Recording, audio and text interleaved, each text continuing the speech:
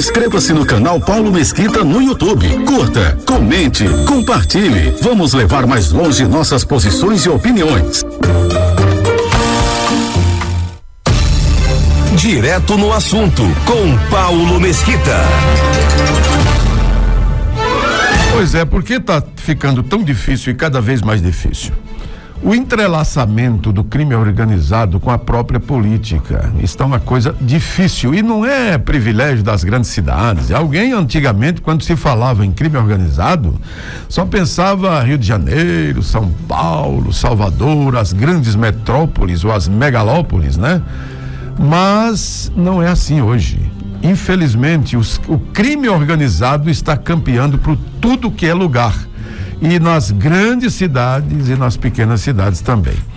E não é uma resolução fácil, Só para você ter uma ideia, há muitos lugares que no Brasil, por exemplo, eu estava vendo uma informação, uma notícia, de que numa cidade, se eu não me engano,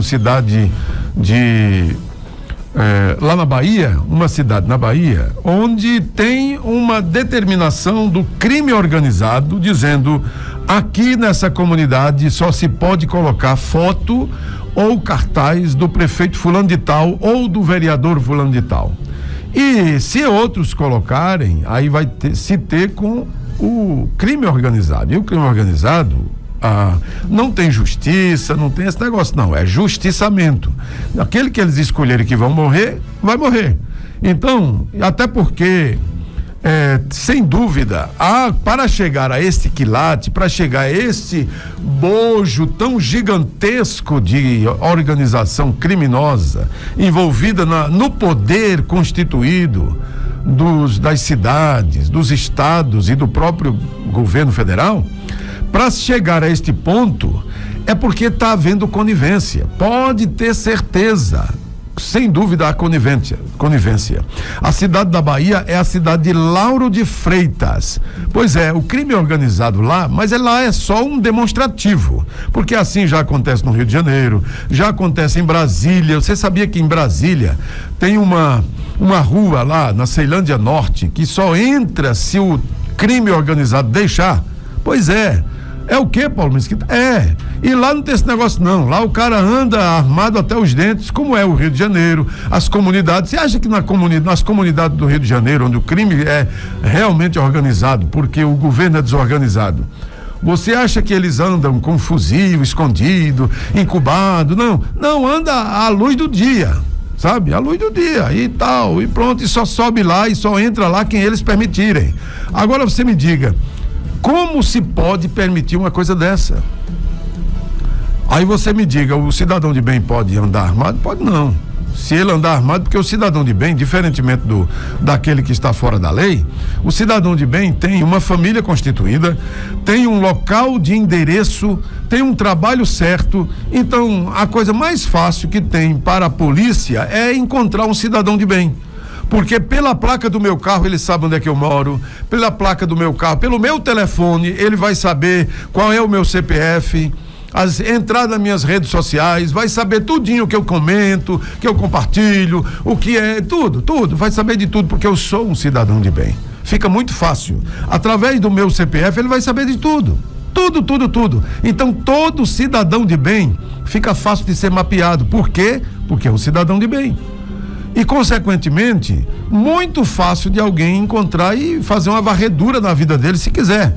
Só que, infelizmente, com aqueles que estão fora da lei, é o contrário. Não é que seja mais difícil, mas é que parece que não há uma vontade assim, sabe? Não há uma vontade. E aí, como o crime organizado está misturado com os homens e mulheres de bem, se tornou um negócio mais difícil de arrancar. Quando a Bíblia fala que o joio e o trigo estão andando juntos, quando ela fala lá, ela está falando no sentido espiritual, né? Que na igreja tem o joio e tem o trigo. Tem mesmo, tem gente na igreja boa, a maioria, né? Gente boa que quer largar de ser ruim e tal, e ser gente boa e tal. Mas tem também o aproveitador. Não há como evitar isso, porque o joio e o trigo, o bônus e o ônus vão sempre andar juntos. O que precisa sou eu e você saber fazer esta identificação. Aí aqui eu quero, só para terminar, baseado em tudo isso que eu estou dizendo, a Polícia Federal aqui na Paraíba prendeu um rapaz chamado Josevaldo. Este Josevaldo, que é conselheiro tutelar, segundo a informação que eu tenho aqui, ele faz parte fazia acordo com facções criminosas para se eleger, fez acordo, né, para se eleger a conselheiro tutelar. E este homem, segundo a Polícia Federal, não sou eu que estou dizendo, não, segundo a Polícia Federal, Josevaldo Gomes, ele foi preso pela Polícia Federal. E este homem tinha encontros com a filha do atual prefeito e candidato à reeleição de João Pessoa, o Cícero Lucena. Tinha encontros com a filha de Cícero Lucena, a atual secretária de saúde, Janine Lucena, e a mãe dela, a primeira-dama, Laurimélia Lucena, certo? Esse homem, que faz parte aí também por tabela ou diretamente do crime organizado, um homem chamado Josevaldo Gomes, provavelmente vai melar a candidatura com toda a razão do Cícero Lucena lá em João Pessoa. Esse Josevaldo, a Polícia Federal, não é qualquer pessoa, a Polícia Federal, embora que a Polícia Federal também é passível de erro. Não é só qualquer polícia, pode errar, qualquer uma, não é diferente a Polícia Federal, pode errar também, qual é o problema? Pode ser que tenha errado desse negócio, mas se tiver certa, ela descobriu que Josevaldo fez acordo com facções criminosas para se eleger no Conselho Tutelar e utilizou dessa mesma influência na campanha de vereadores em João Pessoa, lá na capital do nosso estado, de onde vamos conversar daqui um minutinho com o grande repórter Kubitschek Pinheiro, que vai conversar com a gente. Em troca do apoio ao prefeito Cícero Lucena, Josevaldo negociava cargos e gratificações com secretários municipais e teve agendas com a filha de Cícero Lucena. Pois é, e na conversa, tem conversa aí, né, que foi exposta na internet e tal, e assim por diante. Então, o que eu estava dizendo agora há pouco, a dificuldade de resolver o problema é muito grande. É muito grande. Por quê? Porque o poder está entrelaçado com o crime. Está muito difícil, amigo. O Brasil, o estado e muitas cidades deste Brasil, como eu citei agora, Lauro de Freitas, na Bahia, é uma resolução muitíssimo difícil, porque o sistema é bruto e é muito difícil. Qualquer um que se levantar no intuito de fazer diferente do sistema, ou ele morre, ou ele vai ser ridicularizado. Inclusive tem muita gente boa que vai na onda, mas tudo por um esquema e por um sistema.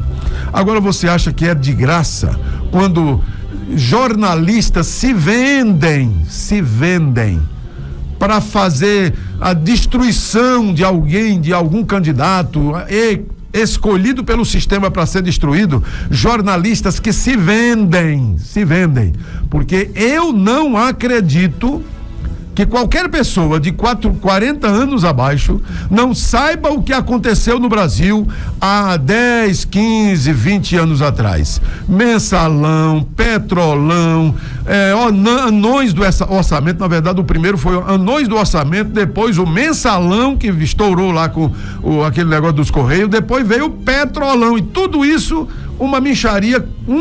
Quando se descobriu o outro, percebia que o anterior era uma mixaria.